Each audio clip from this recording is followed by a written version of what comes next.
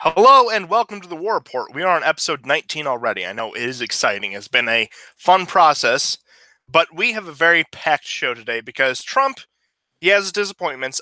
We have definitely criticized him more than enough on this show. But today he delivers on what he campaigned for. Today he delivers on the America First platform that we here at the War Report stand for. And he has really impressed us and has set aside any fears of him being controlled by the neoconservatives or the warmongers, the military-industrial complex. But we will get into all of that later. First, I do have other housekeeping topics I want to get to. So let's start with Syria, because this is actually a bit of a white pill. Also shows what the future of the region is going to be. So on Sunday, Israel launched a few air and missile strikes from Sunday up until about yesterday. Israel is just doing some occasional air and missile strikes on both SAA and Iranian targets. Again, no real escalation. This is pretty much the new norm since the end of the Iran deal. That's how things have conducted. And it's just a game for each side to keep each other on its toes. Like when you see the Syrians, fire at Israeli jets or fire at targets in the Golan Heights, they're just testing each other. Neither of them have interest in going to war. Syria's war-torn. Israel realized they'll get themselves into a bigger conflict than they can handle. If they actually get into it, they realize, especially with Trump in office, they're not going to get their American attack dogs to do anything. And the really good news about Syria that I had, this is from about yesterday at this point, but the Syrian army has raised the flag over Daraa, which, for those of you recall, for those of you who've been keeping up with the Syrian revolution since the beginning, was considered the cradle of the revolution.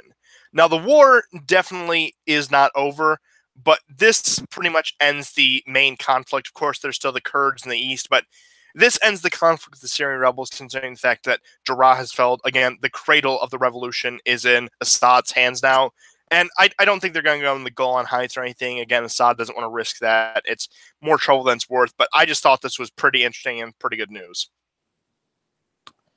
Yeah, it's been an amazing week. I agree with you on the assessment, especially about Syria. Yeah, I don't see Assad risking anything. Assad obviously can't be ousted. The only thing that could ever oust Assad would be other Syrians, and it wouldn't be jihadis from other countries. That's not going to work. Or if he angers just the Russians too much. Witnesses his father's ascension. His father came in after, I think it was like 8-9 months of constant overthrow of one person over another, and his father rose to power, and it's going to be the same with Assad. Yeah, I mean, and Assad has he has plenty of family. He has a younger brother who's younger than him by a significant margin who can take over. He has 3 children himself, 2 sons, which would be more likely to take over. So Syria is going to be in Assad's hands for the foreseeable future, in that family's hands. And you know what? I think they'll be better off for it. The Syrian people seem to have done fine under them. Not saying it's ideal, but granted, what government is. And I think it's really sent a message to America and, Trump in particular. We have no interest there, and anything we've done there has been more the trouble than it's worth. So I thought that was just a good start to the show, good start to the week. Just that what's happened in Syria is basically over. Now my prediction is this will move to Yemen, because this is fundamentally Israel and Saudi Arabia versus Iran. That's what this entire conflict is. So we'll see increased fighting in Yemen, possibly some false flags. Granted, it won't be as dangerous considering the fact the Russians don't have really any interest in Yemen and will probably stay out of it. So, but again, this is the new norm in the Middle East. Just skirmishes and fighting, but no real escalation. But speaking of the Middle East, we got to get into the slew of anti-Iranian propaganda of the past few weeks. Which, I wish this wasn't true. And again, it's just laughable more than anything. It doesn't concern me, but what happened was, we discussed this previously on previous episodes. Direct confrontation with Iran is even out of the question for most neocons, as a matter of fact. John Bolton aside, he's the one out there one. Granted, he is still a fan of MEK, the Sunni Islam communist group.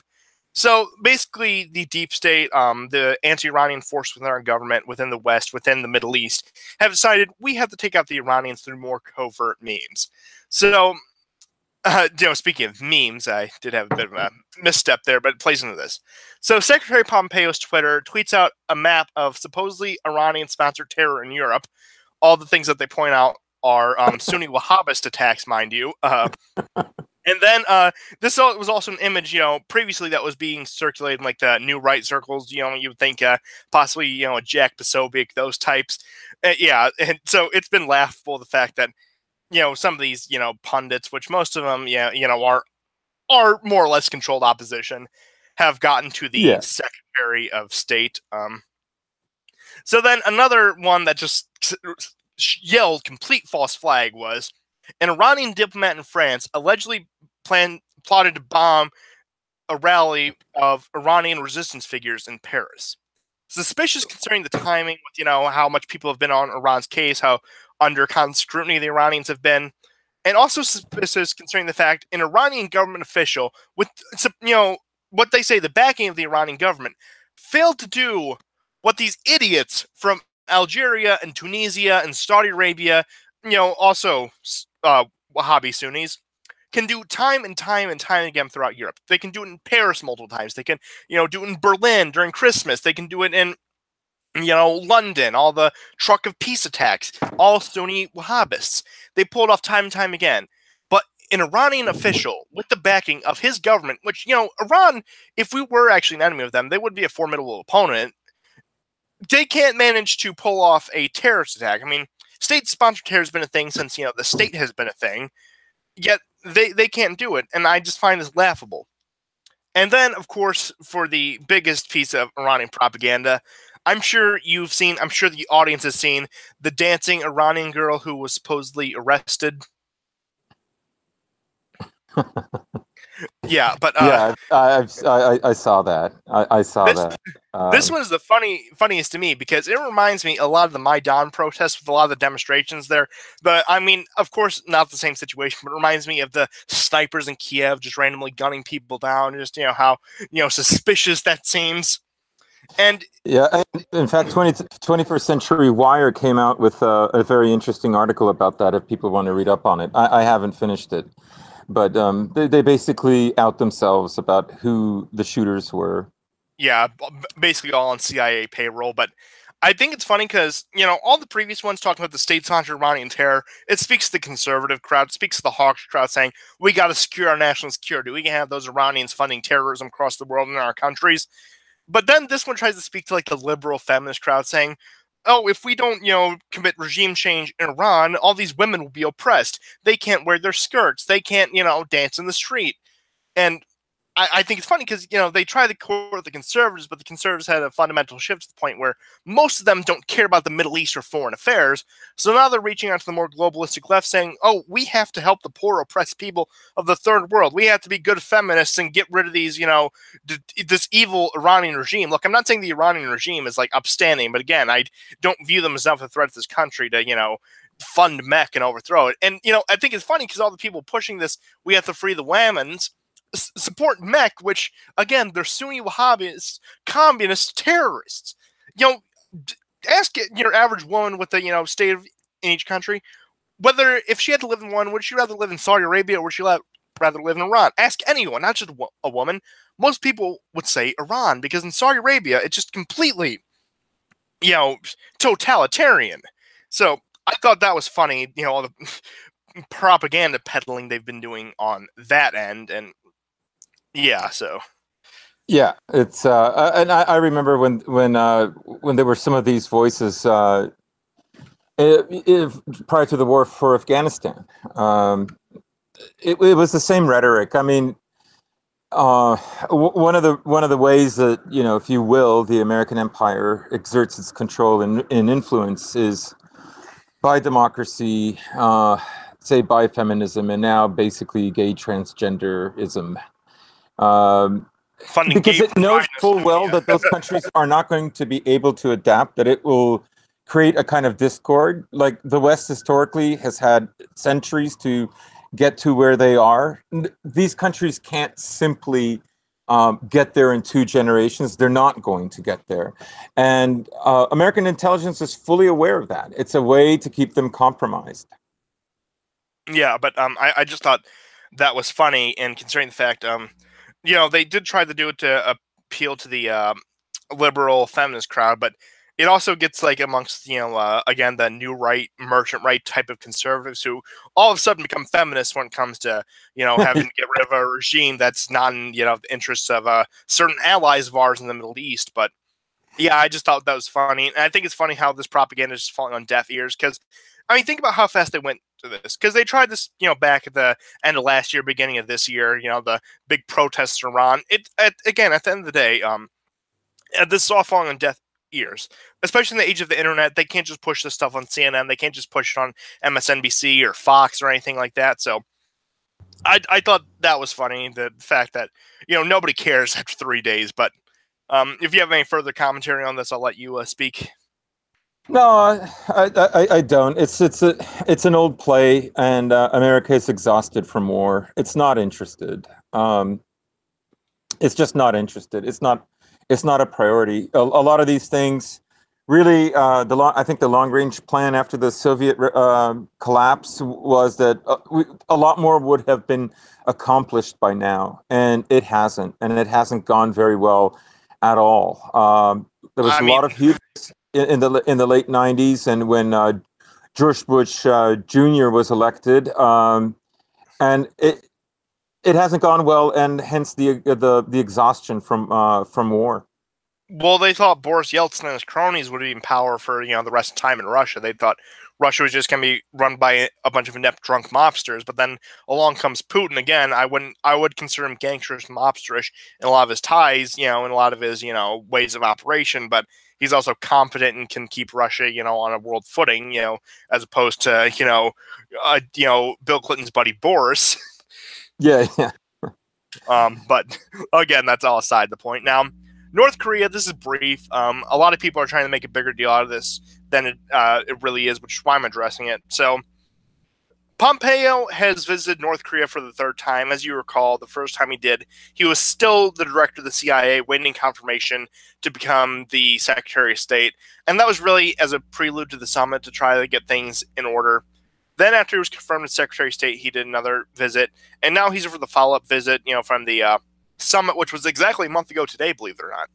And it's funny because what happened is, from the request of Trump, Mike Pompeo gifted Kim Jong-un a CD of Rocket Man, which for those of you who remember, what should be everyone, back in September, back in the UN, Trump's nickname for Kim Jong-un became Little Rocket Man during all the missile tests. So I thought that was funny. I think it's actually a sign of goodwill because that's just the way these things work. So that's just something to laugh about. But North Korea that's hilarious.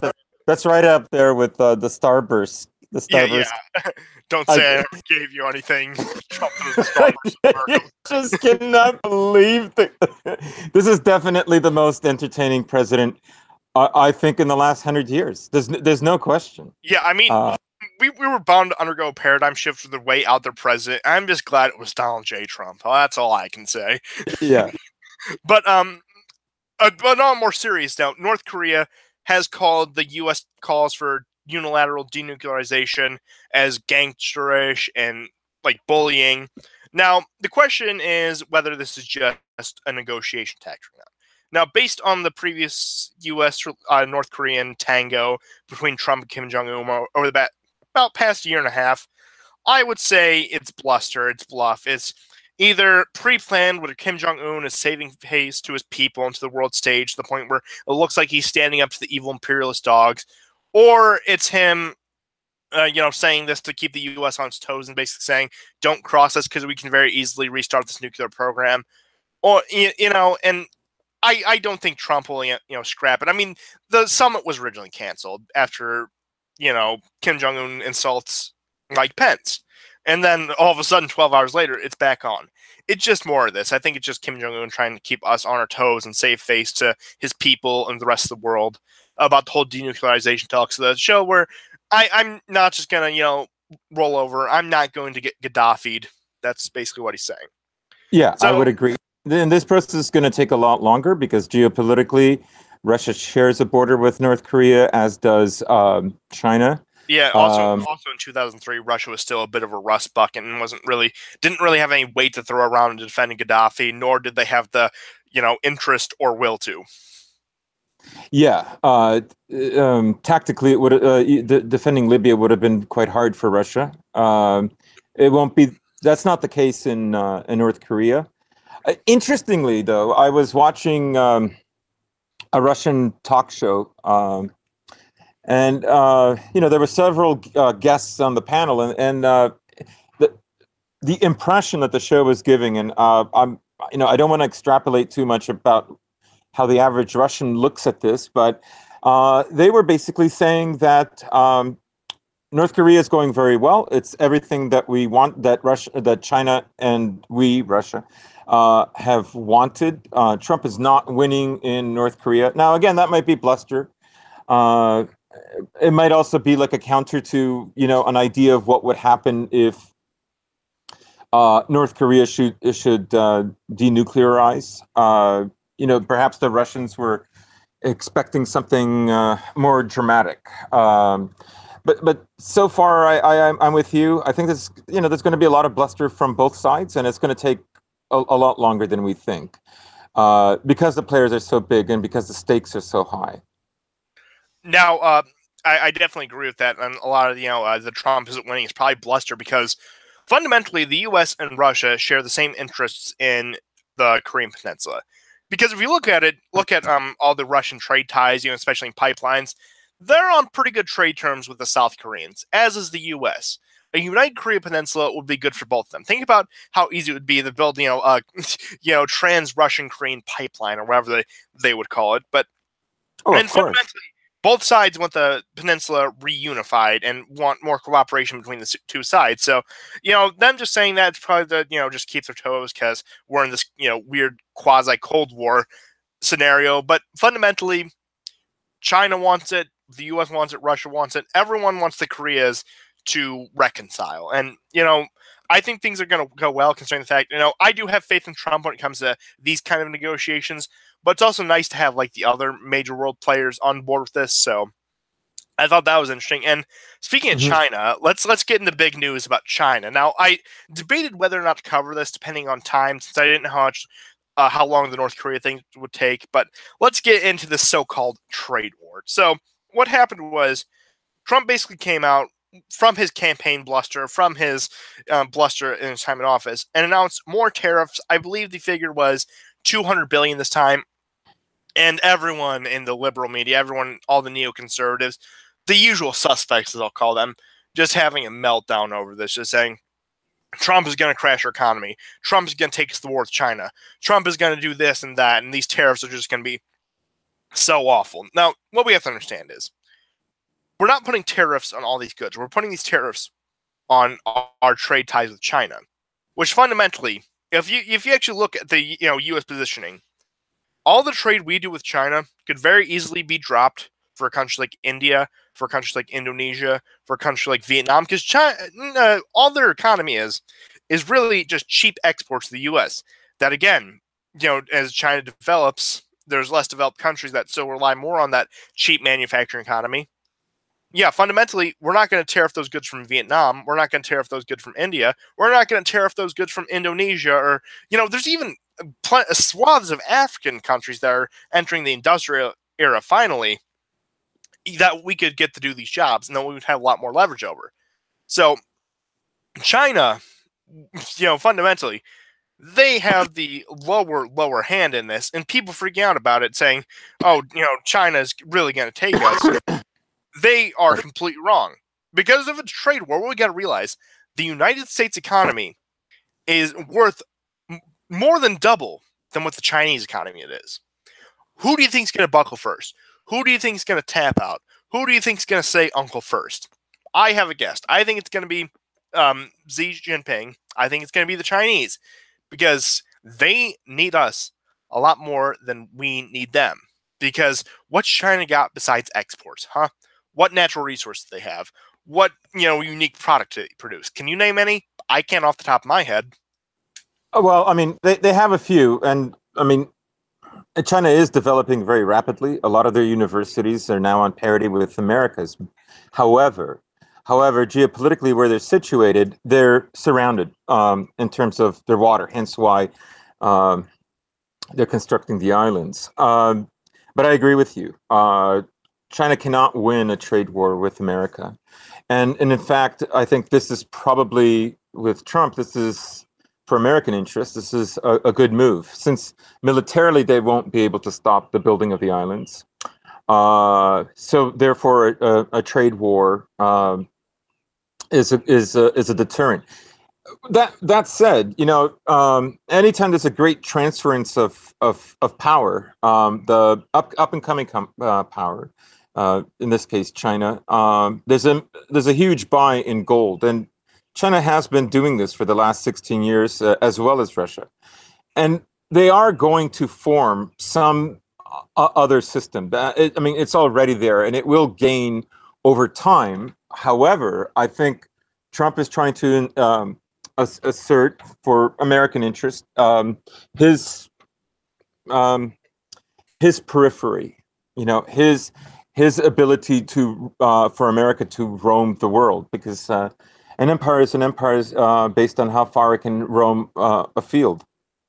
So, in Central Asia, there's not that much America can do, and that is going to be where I think where China's prosperity, or the maintenance of its growing prosperity, is going to stay, is going to be in Central Asia, in some kind of, the so-called Silk Road, because it's quite surrounded by various powers. I know the Philippines are, they're like Poland sometimes, or other countries in Europe and Eastern Europe. They're playing both sides. Turkey does this too, because they have to. They're a small or medium power. However, Japan is also a very strong nation, very wealthy, and it happens to face China on the sea. Yeah, I think if any country is going to be an Asian power, it's going to be Japan. I think I'm not doubting that China will be a major player in the world, but I think that there's going to be a dominant power in Asia over the next century. It's going to be the Japanese. Yeah, it's very likely. I won't call it, but yeah, Japan is not going to go away. Yeah, and I fundamentally agree with you. China's future depends on the new Silk Road, as I'll call it. They're trying to recreate the Silk Road of old, because from both U.S. and all the other countries surrounding them, it's not like we coerce them not to like China. They already had their rough history with them. They already have their competition with them. Basically, as a sea power, China is a no-go. We can leverage them and trade like that. And like I said, I see in the future, as China, expands into Central Asia, America reaching out either to Indonesia or the Philippines to, get our goods, or possibly domestic manufacturing, which I doubt it could see a rise, or there's plenty of Latin American and African states that we can turn to take care of our manufacturing needs for, cheap household goods. So fundamentally, I'm not afraid of a trade with China, and China's economy is going to buckle in the next few years, just because of the circumstances, like I said, which is why, if they really want to keep their world footing, it hinges on this whole Silk Road project, which, fortunately enough, doesn't present too much interest to the USA in terms of Central Asia, the fact where we will actually stay out of it. And probably, depending on who's in office, and seeing as the neocons' time has almost come to an end, I doubt we're going to have many Central Asian proxy wars with China. And, in terms of Afghanistan, our withdrawal is, it's inevitable. It's just a question of when. Are we just going to, when are we going to tear off this Band-Aid is the question. And I think as soon as America is out of Afghanistan, our biggest military presence in Central Asia, China is really going to go forward with this whole Silk Road thing. And I think China will be the next country to face the wrath that Afghanistan has to offer world powers. That's a prediction I actually will make. I think as soon as the U.S. gets out of there, the Chinese will have their go at trying to rebuild Afghanistan, colonize them, and maybe they'll succeed. Maybe they'll be the ones who succeed. But they are more hands off. Yeah, they are more hands off. And I think this also points to Trump's strategy. Like, in effect, you could argue that Trump's strategy for American interest is a page book out of Putin's or China's, in that you don't have to be ideologically aligned with us to pursue your own interests within reason, or to do business with us. Whereas up until Obama and with the prospect of Hillary getting in, that wasn't the case, and it didn't mean any difference whether it was a Democrat or a GOP Republican. Now, of course, you know, within American government and within intelligence and deep state, of course, there's many that will disagree with this because there are very huge corporations, for instance, Amazon, that this is very worrying for them. So there is also, we should recognize that there is a power struggle within America as well about which direction America is going to go. A lot of American powers within America in finance I don't think are still on board with Trump because it ultimately means a kind of reduction of their power and influence and wealth to some degree. Well, Trump is going to depend on his voter base, and this is sort of this is kind of typical of an empire that it becomes so broad that the nation of its inception always has to be sacrificed for its broadening, and I think that's where we are now. Trump is trying to figure out a way for America to have a reasonable amount of power, to have lots of influence, to have defense, to be able to assert itself as a global player, but not dictate exactly how other countries should be aligned ideologically or what their philosophies should be. Yeah. Fundamentally, China does have the upper hand, considering the fact they're in it to make money. So, I think that sufficiently covers the topic I didn't even originally plan on covering. So, let's get into the UK, NATO, and the Trump-Putin summit. Let's just, take this home because I want to keep this a bit shorter because I do have a bit of things to take care of, but the UK has had a rough week. Now, my prediction, unfortunately, did not come true. I said on the War Report's official Twitter, believe it or not, it was not. I was the one in charge of it for once, but I said that I wouldn't be surprised if Theresa May has resigned by our next show. I was wrong. So, this is a preface. 2 years after the British people have voted to leave the European Union, and a year after they re-elected the Conservative Party to get them out of the European Union, zero progress on Brexit, on the British exit from the European Union, has been made. Now, Theresa May's government is on the rocks after she suggested going through with a soft Brexit. Now, a soft Brexit, all that means is really, we're going to stay in the European Union, but we're going to give up our seat in the European Parliament and any influence that we would have and subject ourselves to the rules. Whereas most people who voted Brexit, as in the majority of the British population, want a hard Brexit where they completely leave the European Union, still willing to trade with them, but refuse to adhere to their rules. For example, when the United States or China or Russia trades with the European Union country. That's the deal that most British people want out of it. So, there were 2 resignations, I believe, actually within the same day, or at least a day apart. And the first one was Boris Johnson, who was the foreign minister. Staunchly pro-Brexit, but still he's also neocon. You listen to some of his rhetoric on Russia and just like the foreign policy the UK should take. I believe he was in favor of the Syria strikes. Yeah, he was basically just a pro-Brexit neocon. And David Davies, whose official post was Brexit secretary, which means he was completely managing the British exit from the European Union. So he has resigned. Now, May somehow has narrowly managed for the leadership of the Conservatives and the office of Prime Minister. But I remember how many letters of no confidence she got, party and parliament. But if she would have gotten like 6 more, she would have been forced to, be challenged with leadership. So that didn't happen. Now, I just think it's funny because Theresa May, I initially, even though I was less in the whole geopolitics thing back then, but I was still somewhat, I thought she was good. She was going to be able to, bust her way around Merkel and the European Union bureaucrats and, Donald Tusks and the, junkers of the European Union.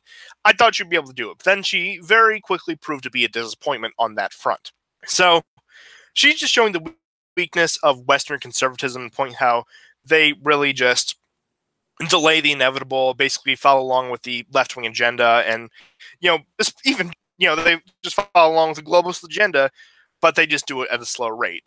So I'm disappointed that Theresa May is still in office, but I think her time is limited, and I think next election, unfortunately, Lauren, if any of you know anything about Jeremy Corbyn, you have a more favorable view towards him. I don't think he's going to be good for the UK, but I think, maybe shocked the wake-up call. But yeah, the UK is on the rocks here, which I think it's both funny and sad. And between all their domestic problems and just the fact that they've made themselves look like complete fools on the world stage to the point where it's on looking to distinguish themselves. Now they're kissing the ring of Brussels, and by proxy, kissing the ring of Merkel. Yeah, I mean, Britain is in a tough spot.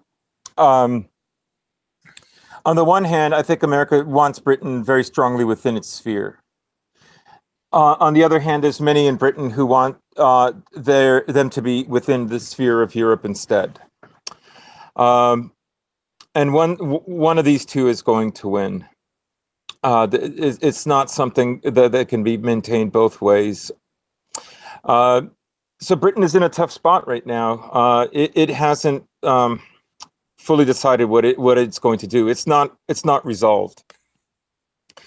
The other thing too is maybe we'll talk about it more once we get into NATO, because it will make more sense when we get into that. So I'll hold off saying anything more about Britain after we've spoken a little bit about what's going on with NATO. There's just a couple more things on the UK I want to cover. Now, for those of you who know, Nigel Farage, former leader of UK Kingdom in a movement that spearheaded the Brexit movement, his prediction basically came true. He said, "I'm retiring from politics, but if the sitting government somehow messily manages to bungle the Brexit deal, I'll re-enter UKIP, I'll re-enter politics, I'll go for that bit as prime minister." And that has exactly happened. Nigel Farage has been described as Trump of the UK in terms of the really brash, out there, outspoken, anti-establishment politician. So I think Brexit, which we try to focus on foreign policy on the show. I'm not sure too much policy and much, and honestly, I don't care. But I think he would do a good job getting the European is fundamentally trying to happen is the European Union is just trying to demoralize the UK to either rejoin the Union or stay in there by proxy. So, yeah. And I Trump hope wants they get their way. A hard leave. Yeah, Trump has been hammering for a hard leave because he knows that if they get out of the European Union, that opens up a lot of trade, potential that wasn't previously there between the United States and the United Kingdom. Fundamentally, I think, the different countries in the United Kingdom, I think we'd be better off, England, Scotland, and Wales just became U.S. states at this point. Yeah. I formally, on behalf of the United States of America, I hope I'm not violating the Logan Act by saying this, invite all the little sub-governments of the United Kingdom to join the United States. Hypothetically, of course. I don't want to incriminate myself here, but I can't say I'd be too sad if they joined. We could probably fix them, and it would be the greatest justice, considering the fact it's like, oh hey, you colonized us, we're going to colonize you. But joking aside, it wouldn't be the first time. I wanted to get in this kind of a dumb story, but it also says something. I think this is a good segue into our next topic, but the city of London has put up a balloon of Donald Trump, depicting him as a baby in a diaper, basically calling him a child, calling him juvenile. Again, I think it's stupid. It doesn't particularly offend me as an American or anything. It's like, oh no, it's a bunch of British people insulted our leader. How will we ever recover? But they fly this balloon. Basically, they're being very smug about Donald Trump's visit. Again, doesn't offend me as an American at all. But I think we just briefly. I want to say something about the psychology of about left-wing, right-wing politics right now, and I would say that the reason I don't think it offends or affects people the way they used to, is because first of all, a certain amount, like the West is in a pivotal moment, And Trump is you could look at it as a symptom of that, or he's meant to be there, and that people these kind of antics aren't going to affect people the way they used to, say 10 years ago or 15 years ago with Bush, because there's a certain amount of civility that it's done, it's over. The truth is the people on the right understand that he's in power and that the left wants it, and that the left wants that power back. And all the antics only demonstrate this. Whereas I think 10, 15, 20 years ago, that wasn't the perception. But that is the perception now. Yeah, I fundamentally agree, but there is one thing that makes me mad about this. Now, the people of London, I think actually, I'm not sure whether it was actually the city or just some, activist group, but they'll come out and insult Donald Trump, depict him as a child, but then compare the reaction to when Mohammed bin Salman or Erdogan visited, I would say two of the absolute worst leaders in the world, one of the most detestable people in the world. Mohammed bin Salman gets a literal red carpet and his face plastered over billboards and vans. Erdogan, you don't hear a peep from the British public about it. But Donald Trump is coming, and all of a sudden, we got to make our stand against the orange buffoon. So fundamentally, that's the only thing that makes me mad, considering the fact, the absolutely disgusting people that they will bring, these so-called head of states, these brutal tyrants. But then, Donald Trump he's just a bridge too far. Right. And really, unconsciously, what they're doing is they're protesting for the sanctity of the empire. And what I mean by this is that there was a graph that was on Twitter about a day or two ago, and it showed that support for NATO from American liberals is actually very high, but support for the American military per se is low. It's under 50%. And that the reverse is true in Europe. That is, the left in Europe dislikes NATO, and I would say the emerging dissident right also dislikes NATO, perhaps even more. However, the conservative class or centrist, that are there actually any conservatives anyways, likes NATO. So I would say unconsciously what the left is arguing about is the preservation of the empire. For them, they won't call it an empire. They won't call it a world order. They'll just call it their values. Yeah. However, that's not how it works. Values are not permanent. They do not just exist across time and space unaffected. They're a product. They're an aggregate. They're a development, and they don't last forever. They're also based on circumstance. So for me, the reason, we all know, the reason they're not going to protest Erdogan is that could be perceived as racist. Same reason for Mohammed bin Salman. Or Islamophobic, or what have you. All those critiques are put on hold because whether Westerners know it or not, and I think most of them do on some level, this represents how an empire functions, and an empire, by definition, is a highly diverse thing, and it is this that's regrettable that this is disappearing, and that's everybody from the deep state with their funny text, their anti-Trump text, to someone in London, like a white Londoner that's like going from flat to flat and scraping by, but really hates Drumpf.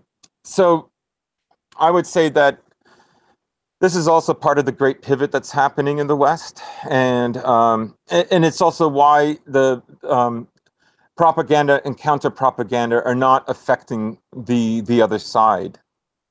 Okay, so you're ready for the strong finish. We're getting into the moment of glory, the NATO summit. So, as most of you probably know, I'll start out with a bit of history. NATO was formed right after World War II as a counterbalance to the Soviet Union and its communist satellite states within Europe. Basically, it was authored as to keep the Americans in, to keep the Germans down, and to keep the Russians out. I think during the Cold War, especially with the rise of communism, I think it was a noble goal.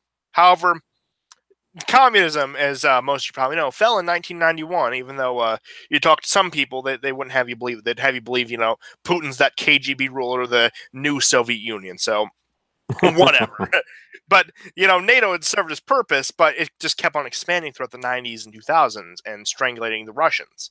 That's fundamentally why I think NATO is obsolete. I think they have really just served their purpose, and it's time for them to go bye-bye. But of course, there was the NATO summit this week, which is why I'm talking about it. It's actually ongoing as we speak. And it'll finish with Trump meeting with Vladimir Putin on Monday, which we'll get into. So it was much more eventful than the May 2017 summit, in which the only thing Trump was really out there on was basically saying some of these states have got to pay more. Really, I would appreciate if you pay more. But other than that, he just went on.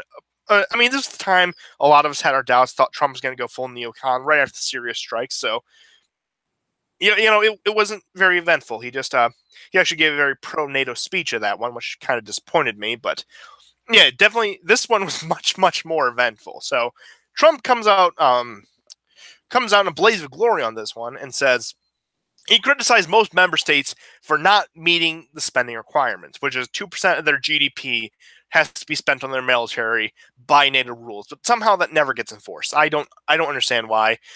Only 5 countries meet it. That's the U.S., UK, Estonia, Poland, and Greece. You have 3 countries that would most be affected by it, and the other 2 countries that just want to rule the world. So that's fundamentally who meets the spending requirements.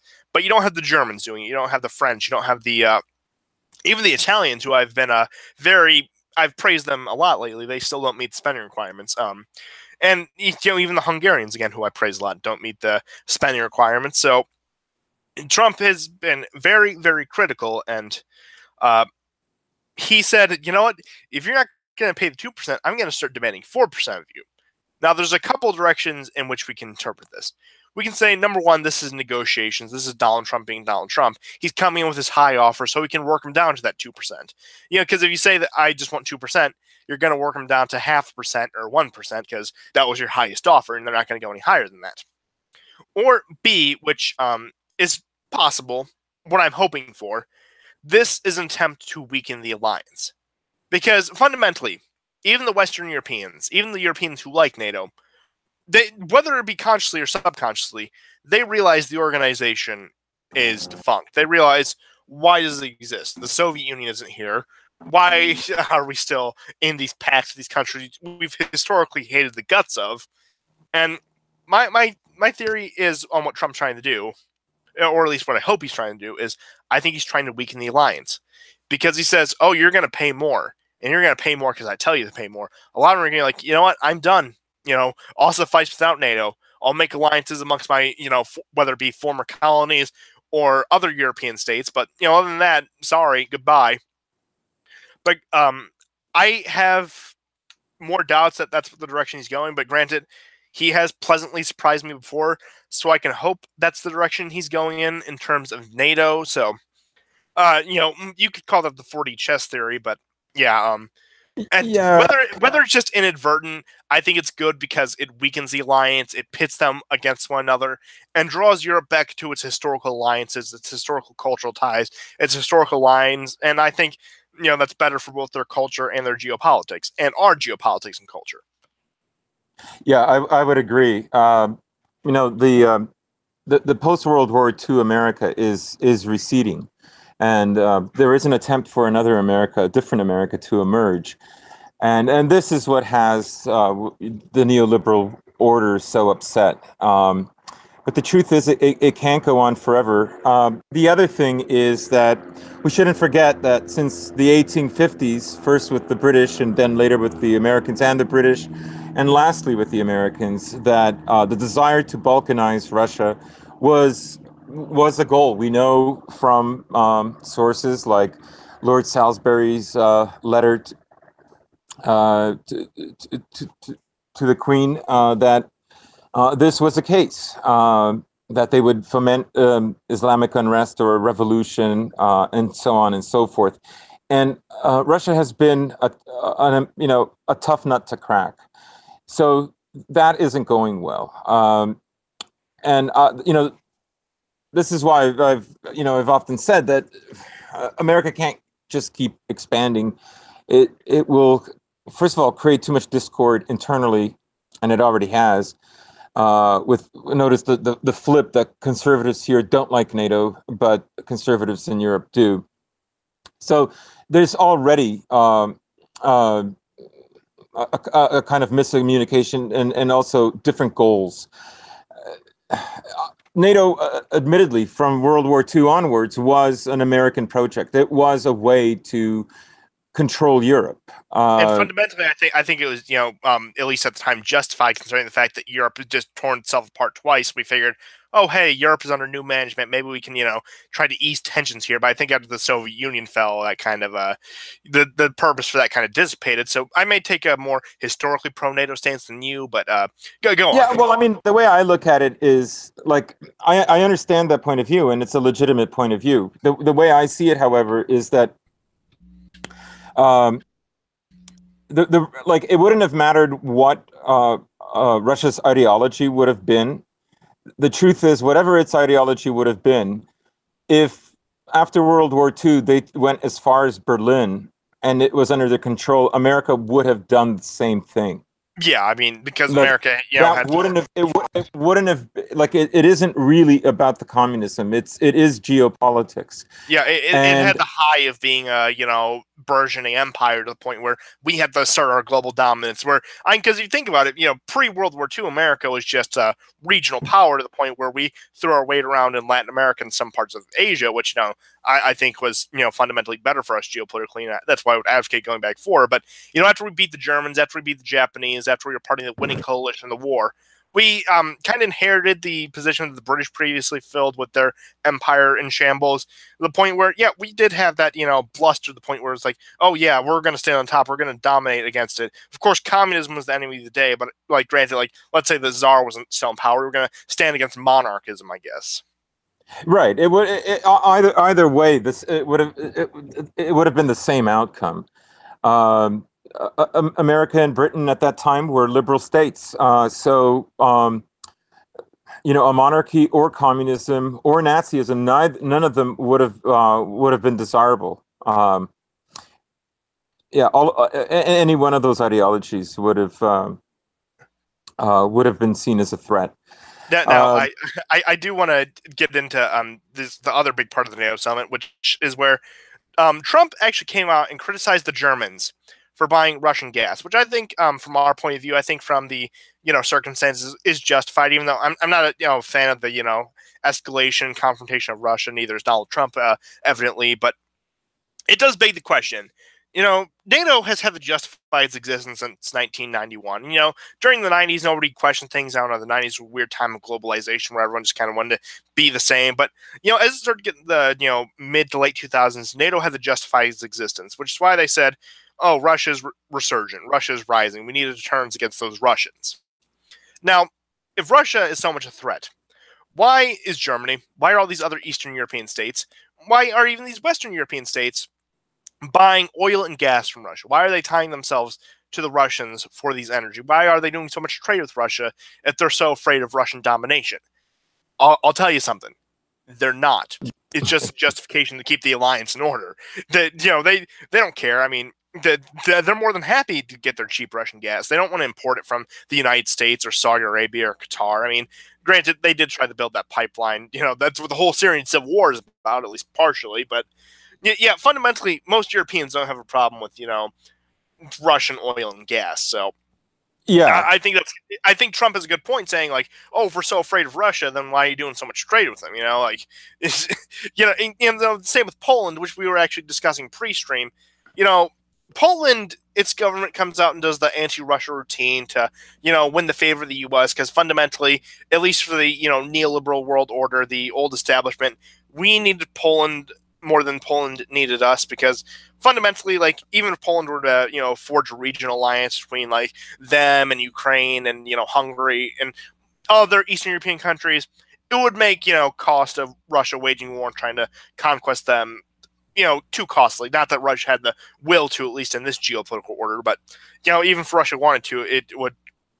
You don't need the United States to build that deterrent, and yeah. So If Russia had the will or even the desire to be this this land of conquest, it wouldn't have one carrier. Like that's just Yeah, ridiculous. I mean, It's unfathomable. Like I mean, um, the reason Germany only has four operating war jets is because it's not afraid. Um, and I think Germany, France, and some of the other bigger players in Europe, I think they can live without NATO. yeah, I mean, Uh, Russia fundamentally like just like in wants a to do way, big. like I have the only thing I could fault for Trump this week is that when he said you're controlled by Russia, it's to Germany that's laughable. First of all, Germany isn't going to pay twice the price for gas that has to come in a boat from America across the Atlantic. Second of all, this is a regional country. It's not some abstraction. Um, they have they've had ties for centuries. And in fact, I would say that within the Anglo-American sphere, there are a lot of people who, of course, have been for centuries and always have been afraid of a good stance between Germany and Russia. And it is and if there is going to be a fault line in Europe, it will be that, let's say, France could be a player either way. Britain, I think, will eventually go into America's sphere, but the old geopolitical groupings are going to reemerge. That is, America will probably find its friends in Europe to maintain some kind of control or hegemony for the foreseeable But future. you might want to hold With off on that because Poland, I think you'll appreciate the next bit of commentary I have on that. But yeah, things are going to fall back into their old spheres. Don't worry. I'll let you get into that. But I don't need to yeah. spoil too So I much. mean, Too much. Yeah. the way to keep Russia and Germany from uh, building a strong relationship is to create a wedge with Czech and Slovakia, Poland, and Hungary. Now, Czech is on very good terms with Russia, and Slovakia is also on fairly good terms with Russia as well. Of course, Poland and the Baltic countries, not so much. Germany, I think, really once things begin to settle in the next 5 years, Germany will reach out far more to Russia. I see this as an inevitability, and you're right. It might be unintentional. It might be intentional on Trump's part to break up NATO, but it's inevitable that it will. Yeah, but I think Trump's comments about you're controlled by Russia. I think it was more so like a domestic move, saying like, oh, they say I'm the Russian puppet. Look how much trade they do with Russia. Yeah, Right. so I Nobody in don't. Europe is going to take that seriously, but you're right. In America, it carries a different kind of weight and a different kind of implication. Yeah, I think that was more so just for the effect. I think That's yeah, a good point. but yeah, fundamentally, I'm actually going to get that my next point. But yeah, these European countries, we don't need them. They don't need us. They're fine under Russia's, sphere of influence. I know that sounds spooky, but there is somebody I want to respond to. Now, very rarely on the War Report do we do responses. I mean, that's actually how we got Luke Ford's attention, but, things have changed since then. But there's a YouTuber I'm sure all of you know is Sticks, Hex, and Hammer. Very good political analysis, especially on international politics. But I was listening to one of his videos today. I think he's fundamentally wrong about the strength of NATO and the strength of Russia. So what he basically said is, yeah, Russia's declining power. It's a rust bucket. It's just a second world country with a bunch of nukes. And that NATO's stronger than ever and it's going to stick around. Again, I think again, I respect the guy. I like him. I love his content. He makes my day. I like listening to his opinions, but I think he's fundamentally wrong about NATO and just the whole geopolitical alignment of Europe. Because Yeah, I mean, I started honestly. I was following Six and Hammer since like 2013, 2014, when he wasn't even doing this stuff. It was mostly for like some of the esoteric stuff that he would talk about once yeah, in a while. But really, and in the run up to the election, his analysis was spot on. It was very good. I mean, I've never seen anybody so confident. And there would be I forget his name now, but there was one lib that kept showing up in the streams and trying to gaslight, and that shit-eating grin. Yeah. I think you're right. Anyhow, but yeah, there is, I think, on Six and Hammer. He really is, he's an American libertarian, and Russia is an anathema to that, and he just doesn't understand it. I think that colors his perception of Russia. Yeah, again, I'm not trying to start a fight with the guy. I like him. This one comment isn't going to turn me off. This half a video isn't going to turn me off. But I think he's fundamentally wrong talking about how these Eastern European states are going to be like a bulwark against Russia, and that fact that they're going to prop up NATO countries like Hungary and Poland, because at the end of the day, they're going to drift back into the Russian sphere. Same with a lot of these countries, like you said. Europe is going to break down upon its old lines to the point where the Italians are probably going to ally frankly with Greece and the Balkan states, kind of establish a sphere of influence there. The Spanish and French are probably going to reach out to their old colonies, still keep good ties to the UK as the UK drifts into the American sphere. Germany is going to try to keep what loose hold it has on these Eastern European states with bribes and European Union welfare. And these further Eastern European states, some of them will be anti-Russia, like the Baltics will be anti-Russia and probably will drift towards the Germans. And as NATO kind of undoes itself, Germany probably will have to increase defense spending, which will cut back on that generous welfare state they love to brag about. So that'll probably happen. Whereas of course, Ukraine, I actually see splitting in the two separate countries. I think the eastern half will be absorbed into Russia, or like the eastern quarter will be absorbed into Russia, while the west becomes either part of Poland or more likely an independent state. But like I said, I think he's fundamentally wrong. I agree with that I analysis. think he's fundamentally wrong about the strength of NATO and survivability and Russian geopolitical power. Since I'm not seeing Russia as a threat, but they are a rising power in many ways, especially in Central Asia. Again, they're going to establish their buffer zone in Eastern Europe just enough to build pipelines, because at the end of the day, the Russian interests, what they want is they want a buffer zone and some pipelines and trade routes. That's why they annexed Crimea. It wasn't some grand project. They just wanted the seaport to trade. So that's really all I have to say. They're not going to let go of that. If it was strictly some 1/5 of or 1/10 of the country of some corner in East Ukraine, that wouldn't have happened. They have their interest, and if Russia was such a rust bucket, guess what?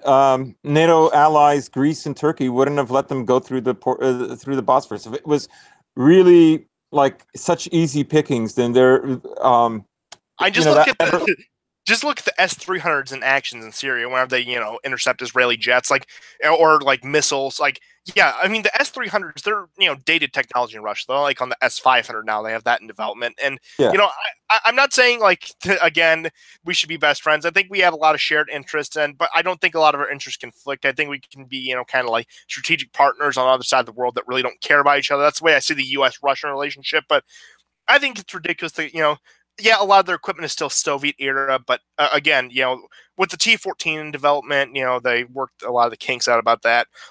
Their anti-aircraft systems are great. Their Navy, granted, their limited water access is improving, and their Air Force is probably formidable. Of course, in direct confrontation with the United States, it probably couldn't take it, but it, serves Russia's purposes. But like I said, no hostility towards anyone I criticize, except politicians. I do hold hostility towards politicians I criticize, but any other content creator I criticize, no hostility towards them. If in the 1 in a million chance they actually want to discuss something with me, so be it. But I thought he was fundamentally wrong on it, and I just wanted to present a few counter arguments to it for anyone who listens to the show. But that's all I have for today. I should probably be shutting it down within the next minute or so. So if you have anything else you want to say, No, the only thing I would add, I think we're not seeing a time of really a new rising power.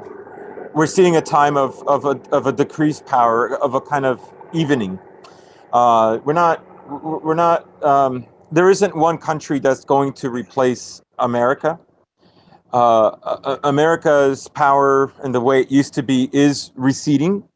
But I think for most Americans, that's good. For us, anyways. Because the cost of empire is just too much. especially with what it has empowered within our own countries.